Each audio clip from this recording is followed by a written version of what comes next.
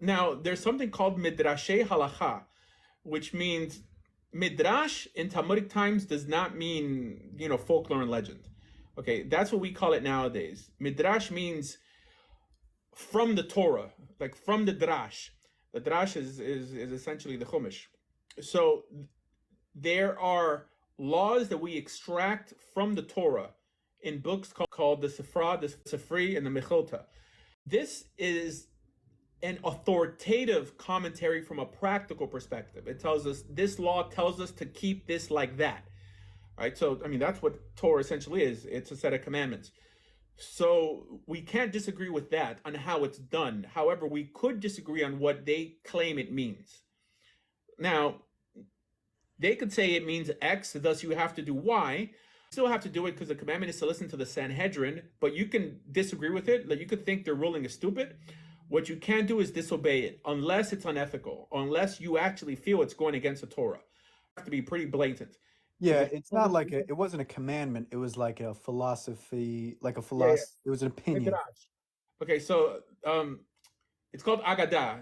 Anything that's opinion in terms of like what they think a certain verse means that's from a spiritual perspective, you could not only could you disagree with it, they disagree with themselves on it.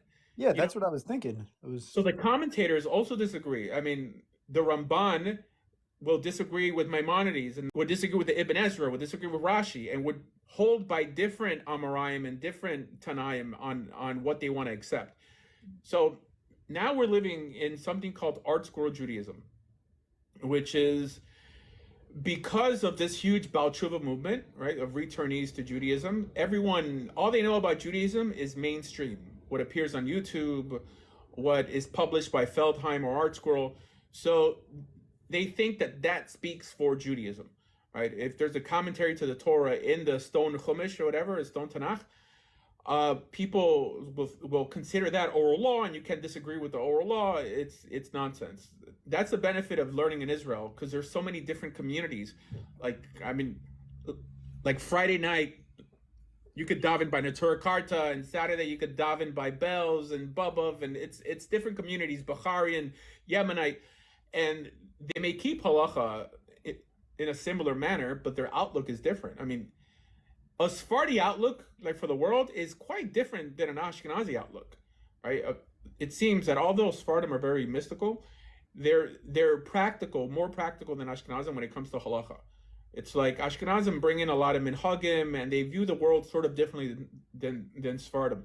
Now, Sephardim are, I think, a bit primitive in the way they relate to people who disagree. Ashkenazim are more like laid back. They're like, fine, your Rav says this. I mean, Sephardim are, like they'll get upset if you disagree with what the rabbi says, and that's where you get the Yossi Mizrachis and the Yoram Ruvens, that they just, I mean, they're kind of primitive. They're equivalent to this guy Albi and Sam, these Christians, right? I mean, they don't curse, but they might as well, with as much lashon hara they speak on their adversaries. Yeah, that's true. But even if you look at Yusuf Mizrahi's debate with the Christian professor, he was very respectful, and that's not like these Christians on this app. Okay, Not so at he all. was condescending. Okay, He it was wasn't a real condescending debate. because it's a ridiculous religion. I I mean, know, but when you're having a debate with someone, like first you have to treat them nicely. I'm not saying he was very mean, okay, but it wasn't a debate. He basically had a pamphlet in front of him, and he was just asking him questions.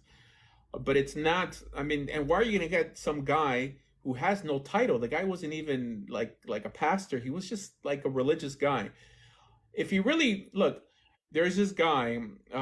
People like Michael Brown they've been challenging Orthodox Jews to debate forever, and nobody wants to debate them.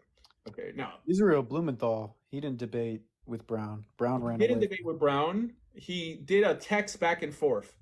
Right, Jews for Judaism doesn't debate. I mean, the only time I heard Jews for Judaism debate, I mean, I think Emmanuel, what's that rabbi, like the Lubavitcher guy, like he passed away already. That he debated. I think it was Michael Brown in a formal debate. Emmanuel rabbi, whatever. I can't even remember.